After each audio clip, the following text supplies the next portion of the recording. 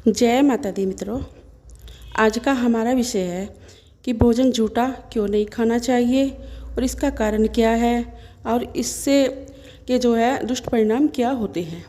देखिए मित्रों, आज के जो लोग हैं बहुत ज़्यादा एडवांस हो चुके हैं, जो कि उन्हें कोई भी अच्छी बात बताता है तो वो उन्हें मूर्ख बताते हैं। कहते हैं कि अब ज़माना बदल चुका है और आप जो है आज के फैशन के नहीं हो। आपको नहीं पता कि आज के समय में कदम से कदम मिलाकर चलना पड़ता है। तो ऐसी परिस्थिति में वो लोग बहुत तेज़ी से दौड़ते हैं और दौड़ने के कारण ठोकर खाकर गिर जाते हैं। तो ऐसा ही आज का एक समय में जो चल रहा है वो होता है झूठा खाना। लोग एक प्लेट में ही खाना खाते हैं,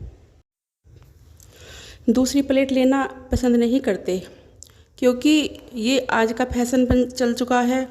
ये कहते हैं कि एक साथ खाना खाने से जो है प्रेम बढ़ता है, पर इसके दुष्ट परिणाम भी तो होते हैं, भयंकर होते हैं। पहली बात, आप किसी मित्र के यहाँ जाते हैं और एक ही थाली में भोजन करते हैं। चलो अच्छा है, क्योंकि भेदभाव भी नहीं रखना चाहिए, लेकिन हम ये कहते हैं कि घर के सदस्यों को एक प्लेट में भोजन नहीं करना चाहिए।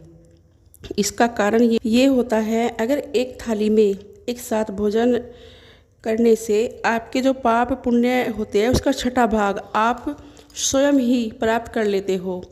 यानी आप एक भगत हो और जिसके साथ आपने एक प्लेट में खाना खाया है वो कभी भी पूजा पाठ नहीं करता, ना ही उसने कोई यज्ञ किया है, ना कोई दान किया है, ना वो कभी किसी मंदिर में गया है। मतलब उसने कोई भी दान पुण्य का काम कभी किया ही नहीं, और आपने जो पुण्य किए थे उसको आधे से ज़्यादा मिल गए, और उसने जो दुष्ट कार्य किए हैं वह आधे से ज़्यादा आपको मिल गए, क्योंकि आपने उसके साथ जो है एक ही प्लेट में खाना खाया, मतलब उसका झूठा भोजन किया है।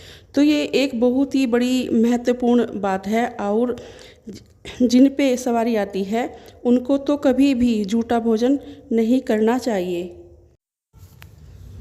झूठा पानी भी नहीं पीना चाहिए, क्योंकि सवारी वाले को जो है शुद्धता का ध्यान रखना चाहिए। दूसरी बात, कोई ऐसा व्यक्ति है जिसके ऊपर प्रेत बाधा है और वो उसके रहने का खाने का तरीका बदल जाता है। जैसे पहले वो काम करता था वैसे काम नहीं करता, जैसे पहले खाना खाता था अब वो ऐसे खाना नहीं खाता, उसका व्यवहार मतलब बदल जाता है, लड़ने झगड़ने लगता है, मरने मारने की बात करने लगता है। आप ऐसे व्यक्ति के साथ भोजन करते हो तो उसके अंदर जो प्रेत है तो वो आपके अंदर आ जाता है। तंत्र कोई करने से नहीं होता।